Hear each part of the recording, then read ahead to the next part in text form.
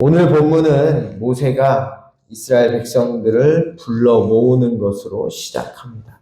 모세가 온 이스라엘을 불러. 이처럼 모세가 모든 이스라엘 백성들을 한자리에 불러 모이게 한 이유는 그들에게 전할 말이 있기 때문이죠. 모세가 전할 말의 핵심은 하나님의 규례와 법도에 관한 것입니다. 이스라엘아, 오늘 내가 너희의 귀에 말하는 규례와 법도를 듣고 그것을 배우며 지켜 행하라. 모세는 이스라엘 백성들에게 세 가지를 당부합니다. 첫째, 하나님의 규례와 법도를 들어라. 둘째, 귀로 들은 하나님의 규례와 법도를 배워라. 그리고 마지막으로 듣고 배운 그것을 지켜 행하라는 것입니다. 그렇다면 모세는 이스라엘 백성들에게 왜 이 세 가지를 촉구하고 있는 것일까? 그 이유는 2절에 나옵니다. 우리 하나님 여호와께서 호렙산에서 우리와 언약을 세우셨다. 모든 이스라엘 백성들이 하나님의 규례와 법도를 듣고 그것을 배우며 지켜 행해야 하는 이유는 그렇게 하기로 하나님과 호렙산, 다시 말해 시내산에서 뭐 했기 때문입니까? 약속했기 때문입니다. 그리고 이 내용은 출애굽기 19장에 나오는 내용입니다. 출애굽기 19장 1절과 2절을 보면 애굽을 나온 이스라엘 백성들은 시내산에 장막을 치죠. 이때 하나님께서는 모세를 산 위로 불러 올리셨고 그에게 규례와 법도를 주십니다. 그리고 19장 7절을 보면 모세는 그것을 이스라엘 백성들에게 전해주죠. 모세가 내려와서 백성의 장로들을 불러 여호와께서 자기에게 명령하신 그 모든 말씀을 그들 앞에 진술하니. 그러자 그들은 이렇게 말합니다. 백성이 일제히 응답하여 이르되 여호와께서 명령하신 대로 우리가 다 행하리이다. 하나님께서는 이스라엘 백성들에게 하나님의 규례와 법도를 주셨고 그들은 그것을 모두 지키겠다고 약속한 것입니다. 이 모습을 좀 더 자세하게 보여주는 것이 출애굽기 24장입니다. 출애굽기 24장 3절에 모세는 하나님의 모든 말씀과 그의 모든 율례를 이스라엘 백성들에게 전해주죠. 그러자 이스라엘 백성들은 그것을 다 준행하겠다고 말합니다. 그들이 한 소리로 응답하여 이르되 여호와께서 말씀하신 모든 것을 우리가 준행하겠습니다. 이어지는 24장 4절을 보면 모세는 그 증거로 12기둥을 세웁니다. 그리고는 제사를 드리죠. 그런데 출애굽기 24장 6절과 8절을 보면 이때 제물로 잡은 제물의 피를 반은 제단에 뿌리고 나머지 반은 이스라엘 백성들에게 뿌립니다. 그러면서 이렇게 말하죠. 여호와께서 이 모든 말씀에 대하여 너희와 세우신 언약의 피니라. 따라서 제물의 피를 제단과 이스라엘 백성들에게 뿌렸다는 것은 무엇을 뜻하는 것일까요? 여러분 계약서 쓰고 나면 가장 마지막에 뭐 찍죠? 네, 도장 찍죠. 마찬가지입니다.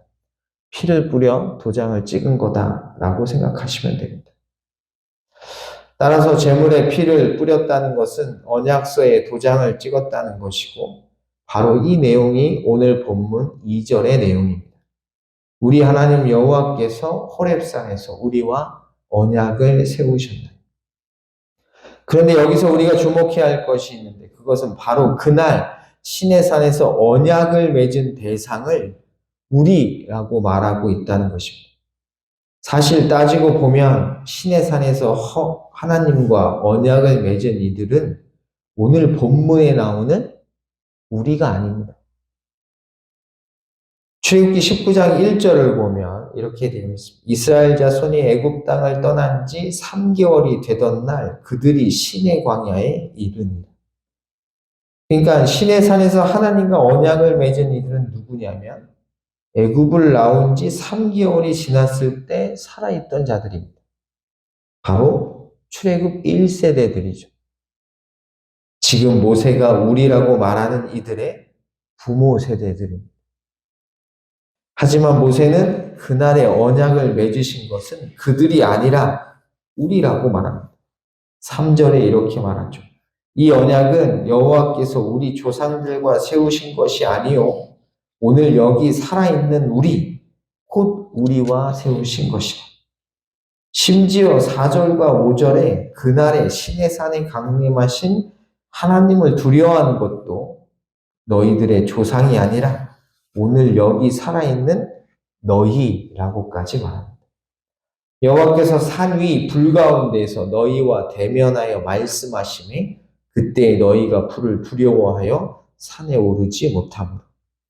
실제로 이들은 그 자리에 있지도 않았습니다. 그런데 마치 그 자리에 있었던 것처럼 말하고 있는 것이죠.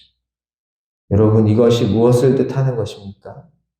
바로 언약의 갱신을 통한 언약의 현재화입니다.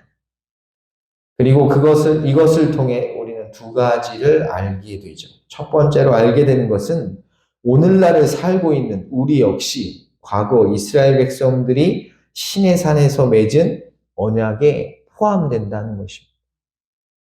다시 말해 예수 그리스도를 믿어 하나님의 백성이 된 자들은 과거 하나님께서 이스라엘 백성들과 맺은 시내산 언약의 대상자가 되기에 우리 역시 뭐 해야 한다는 것입니까? 하나님의 규례와 법도를 들어야 하고 배워야 하며 더 나아가 삶 속에서 그것을 지켜 행해야 한다는 것이죠. 두 번째로 알게 되는 것은 죄의 현재화입니다.